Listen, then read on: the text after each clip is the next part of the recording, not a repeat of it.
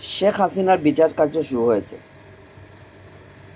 আর এই মুহূর্তে বিএনপি শুরু করছে নির্বাচন নিয়ে। অথচ বিএনপির উচিত কিনা শেখ হাসিনার বিচার ব্যাপারে সোচ্চার হওয়া। কারণ ওরা তো এই ব্যাপারে মাথা কামানোর কোনো প্রয়োজন নাই, তাই না? ওরা শুধু নির্বাচন ক্ষমতা আসলেই হয়েছে। কারণ এরা যদি বুঝতো যে দেশের সার্বভৌমত্বকে হুমকিতে ফেলেছে আওয়ামী লীগের সভাপতি শেখ হাসিনা, এ পলাতক ফেসিবাদী হাসিনা, এই বাংলাদেশকে সার্বভৌমত্বের জন্য একটা হুমকি দাঁড়িয়েছে যে দলটা, যে সরকার, আওয়ামী লীগ সরকার। এই দেশের জন্য হুমকি একটা একমাত্র ভারত। এই দেশের জন্য হুমকি মোকাবিলায় একমাত্র কার্যকর বিনিময়ে রাখা যাবে ইসলাম এবং জাতীয়তাবাদীর সমন্বয়, অর্থাৎ ইসলামিক জাতীয়তাবাদ। যেহেতু আমরা 91% মুসলিম দেশ, তো সুতরাং ইসলাম বিদ্বেষী কর্মকাণ্ড দীর্ঘ 15 বছর চলছে।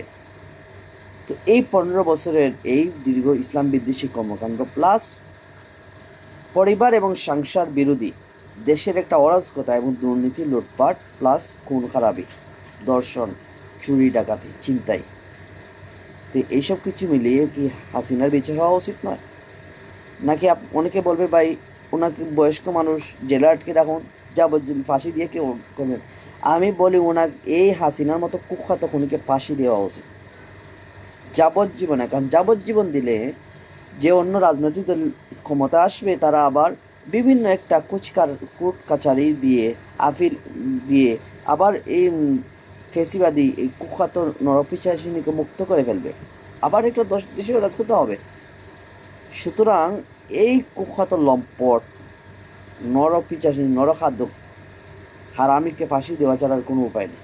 আর ফাঁসি এইভাবে স্বাভাবিক দ্বারা নয়, কারণ ফাঁসি দেওয়ার আগে নিচে আগুনের কুণ্ডলি পাকানো দেওয়া উচিত, আর উপর দিয়ে ফাঁসিতে ঝুলানো উচিত। তাকে কষ্ট এমনভাবে দিতে হবে যেভাবে আরও আগে, যেমন মধ্যযুগের সময় যে অপরাধীকে শাস্তি দেওয়া হতো, সেভাবে একটা ভয়ঙ্কর কষ্ট দিয়ে তাকে মৃত্যুদণ্ড দেওয়া উচিত। আরও কয়েকটা কাজ করা যেতে পারে। ওই যে মধ্যযুগের সময় আপনারা অবশ্যই দেখছেন করাত দিয়ে ছিঁড়া, অথবা ইঁদুর, ক্ষুধার্ত ইঁদুর পেটের উপর রেখে দিয়ে, আর এই পেটের উপর একটা জিঞ্জি আটকে দেওয়া একটা জুড়ি দিয়ে, যাতে ইঁদুররা পেট ছেদ করে ভিতরে প্রবেশ করতে পারে, অথবা অন্য কোন পদ্ধতি তা করা যেতে পারে। সুতরাং এই খুনিকে কষ্ট দিয়ে মৃত্যুদণ্ড দেওয়া উচিত আমি মনে করি।